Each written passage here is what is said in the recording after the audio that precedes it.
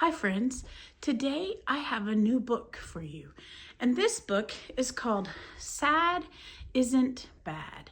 And this book is about, it says, a good grief guidebook for kids dealing with loss. It's written by Michaeline Monday, and it's illustrated by R.W. Alley. He looks sad.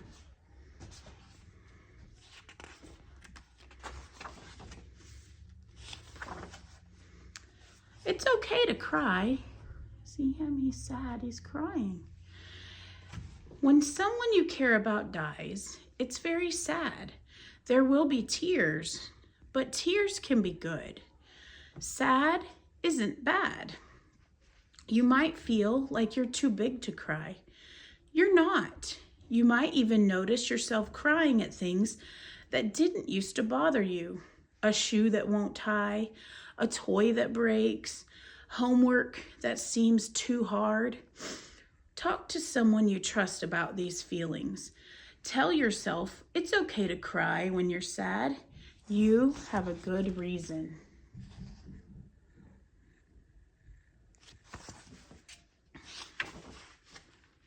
It's okay to ask questions.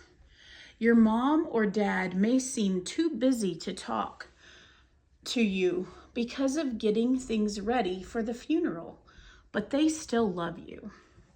Find another caring adult or older brother or sister you can talk to. The funeral home is a place to say goodbye to the person who has died and to be with people who care about you.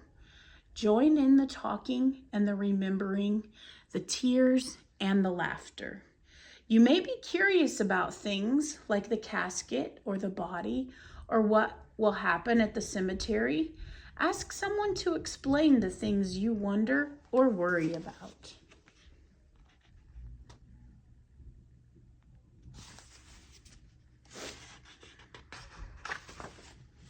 It's not your fault.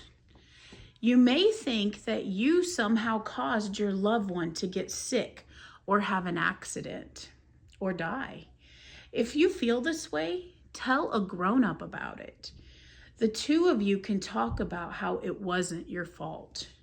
It's normal to feel bad about some time when you may have hurt or made your loved one mad, but remember that he or she forgives you and God forgives you too. Forgive yourself.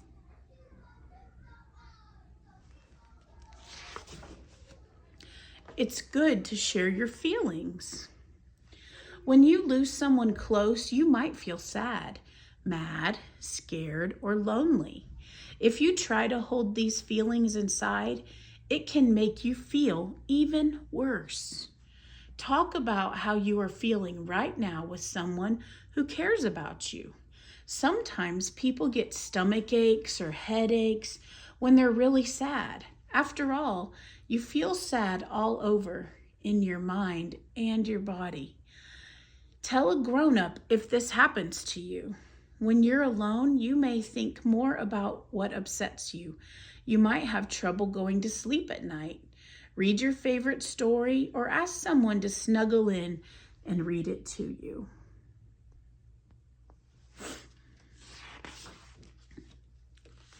Where is your loved one now?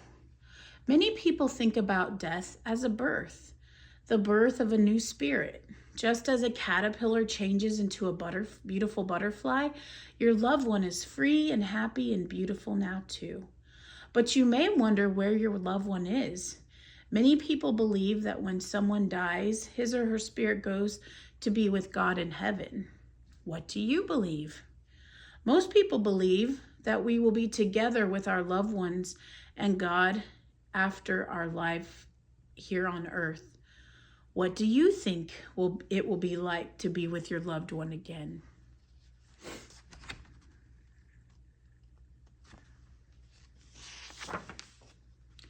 Trust that you will be taken care of.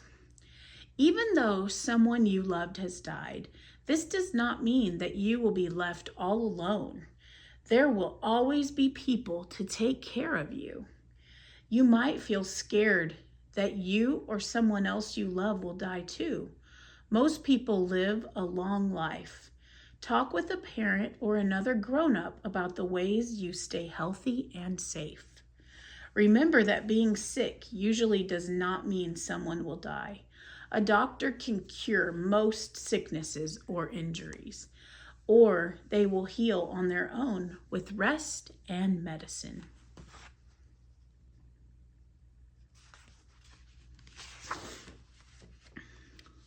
Some things will stay the same.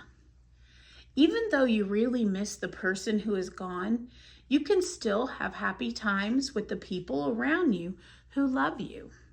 Sometimes you might feel like you want to die so that you can be in heaven with your loved one. But that person would want you to be a kid and do the things kids do. Your special person will be with you in spirit and love you as you grow.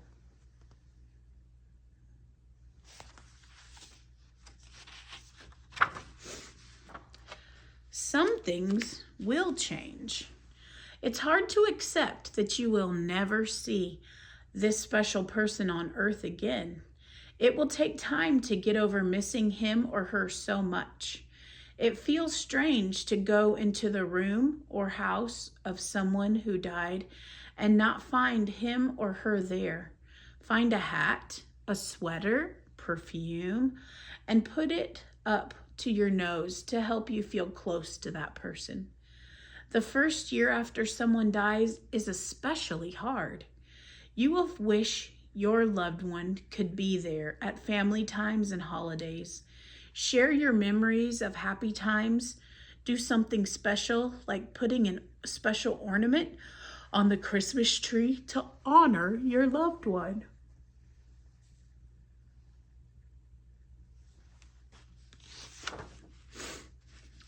You might feel all mixed up.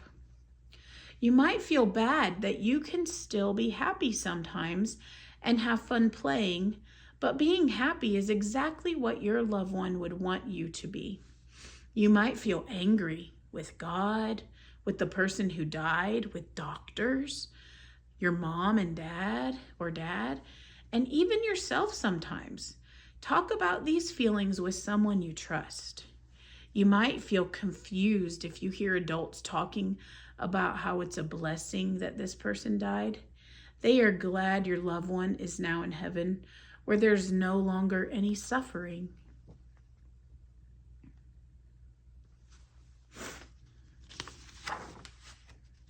It's good to ask for help.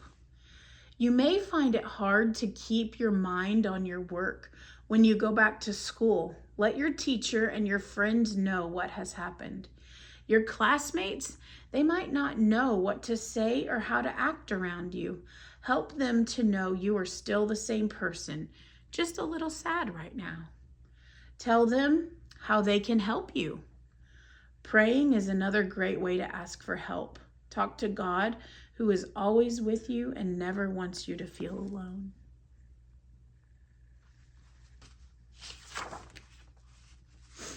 Hug your family. It's hard to see grown-ups, especially parents, so sad. Give a hug, and you'll get a hug back. Sometimes you may be afraid you'll make someone sadder if you talk about the person who died, but grown-ups need to talk about the hurt too. Remember that it's not your job to try to cheer up your family all by yourself. You and your family are there for each other. To love, to laugh, and to cry with, to talk to during this sad time. Your loved one is a special friend. It will be hard not to share things with that person that you loved. Even though there are no phone lines to heaven, you can speak with your heart. The love and spirit of the one you miss so much is still with you. Close your eyes and feel the connection. You may even feel that the person who died is guiding you or helping you in your life. Ask someone to take you to the cemetery to visit the grave. You can leave some flowers, a note, or a small gift as a sign of your love. Look, he's leaving a baseball. I bet the person liked that. It's good to remember. Put a picture in your room to remind you of your loved one, or ask someone to help you make a photo album. Ask if you can have something that belonged to the special person, like a piece of jewelry, a cap, or a dish. When you look at it or touch it, you will feel close to him or her. Draw a picture of a special time you shared together, or write a letter to the person to say how much you love and miss him or her. People you care about will always be a part of you. What things about life and love did you learn from this special person?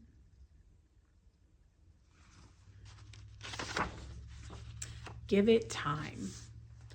It takes time to feel better after someone you love has died. Give your heart time to heal. Someday, maybe soon, you'll feel better. It won't hurt so much. You will never forget your loved one, who will always have a special place in your heart. But when you think of him or her, you will think of the good things and the happy times you had together. The end. This book is a little bit different of a book that I normally read, but if you have someone who has passed away, has died in your family, this book may help you. It may help you to realize the feelings that you're feeling aren't strange, and a lot of people go through that. Most people go through those feelings after they've lost someone that they love. Just remember, reach out, talk to your teacher, talk to a counselor, talk to your parents, talk to someone important to you to help you as you're walking this road of grief. I will see you next time, friends. Bye-bye.